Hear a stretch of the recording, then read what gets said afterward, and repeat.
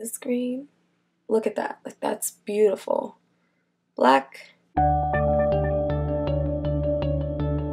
Hey guys, welcome back. If you're new, my name is Chris, and today we're going to dive into the Ulta Times Frida Kahlo collection. She was an incredibly talented artist who did paint a lot of self-portraits and Mexican folk culture. I really don't know how she would have thought about being on the face of a makeup brand. I'm going to set aside my thoughts and tell you about the actual products, and then you can make a decision at the end as to whether or not you want to support this or completely ditch it. I bought the collector's box, which contains the eyeshadow palette and the color switch pan. If this is the first time we're meeting, I am currently holding a 2K giveaway, so if you want to join that, you can click the links I'm going to provide down below. So this box costs $30 on Ulta. I wanted just the palette, to be honest, but they didn't offer the palette separate from the color switch, so I did end up getting just the whole thing. It does come with a little poem up top. I'll leave that in the description box if you want to read it just to save on time. In the back of the collector's box, it just says a little information about what's inside, like the eyeshadow palette and the color switch pan. The palette does contain talc and mica, so if you're allergic to those two things, it's very important for you to know. This is the front of the palette.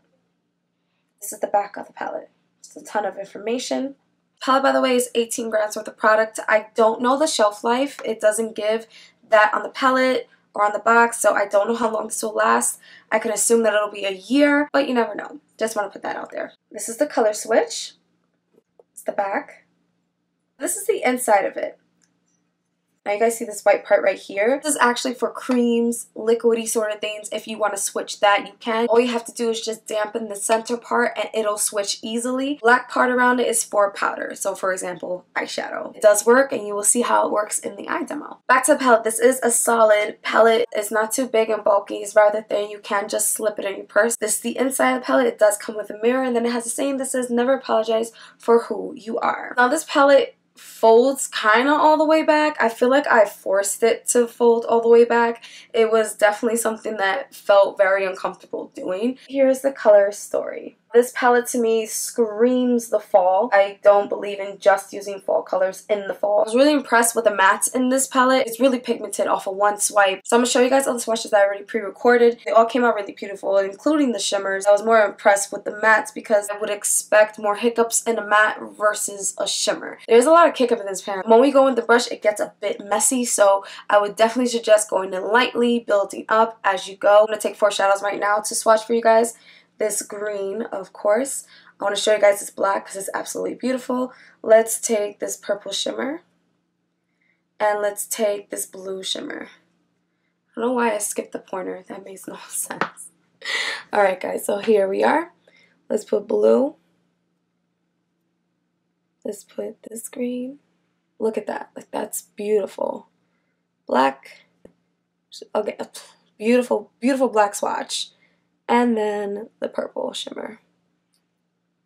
Very, very stunning in swatches. This eye look, I actually didn't put any concealer down. I only had concealer under my brow, but not on my full lid. So what you're about to see is exactly how the shadows perform on their own. I used 5 brushes today, one from Luxie, one from the Itsy x Tetris collab, one from Morphe, one from the Wish app, and then one from BS Small. BS Small brushes you can find on Amazon. They're actually really good. I started this eye with a base shade right up here. As I mentioned earlier, there is a lot of kick up. I took it on a regular blending brush and I put it all over my lid. After that, I went to this green matte shade, put it above my crease and out back, and then I also packed it in the outer corner V. I built this color up. I went in little by little because I didn't want a lot of fallout on my face. I am the type of person to do my face first and then my eyes. If you do your eyes first, there's no problem because then you can always just clean it up. It's no big deal. And if you do your face first like I do, you could just put a bunch of setting powder underneath your eye and then you could just brush it off afterwards. Then I took this brown matte. It's like a reddish brown matte. I went and I stamped it above the green first, and after stamping it above it, I went ahead and I blended it out. And this is when I cut my crease. I went ahead and I used the Kylie Cosmetics Maple Concealer. I cut the crease going 2/3 onto my lid, not all the way out into a wing like I normally do, not going over the green outer V. After patting the cut crease down, I went into this burnt orange matte shade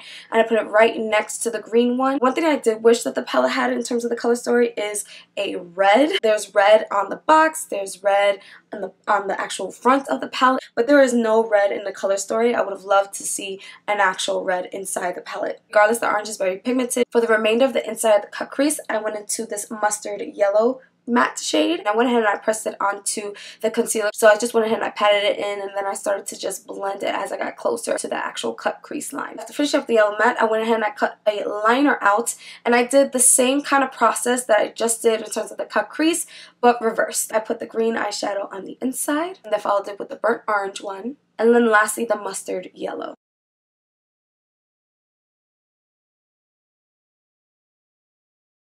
Then I went ahead and I took the black matte shade and I used it as a liner. I stamped it across my lid just a little bit, just so that when I put on my lashes, it'll blend in with the lashes. For my lower lash line, I went ahead and I took this other brown matte and I ran it across my entire lower lash line. Under that shade, I went and I dipped into both the burnt orange and the yellow matte, and then I ran it under the brown matte that I just placed down. To follow that, I went into this champagne gold shimmer shadow, and I wet my brush and I used it as the inner corner highlight as well as my brow bone highlight. Altogether, I used 8 out of 12 eyeshadows from this palette.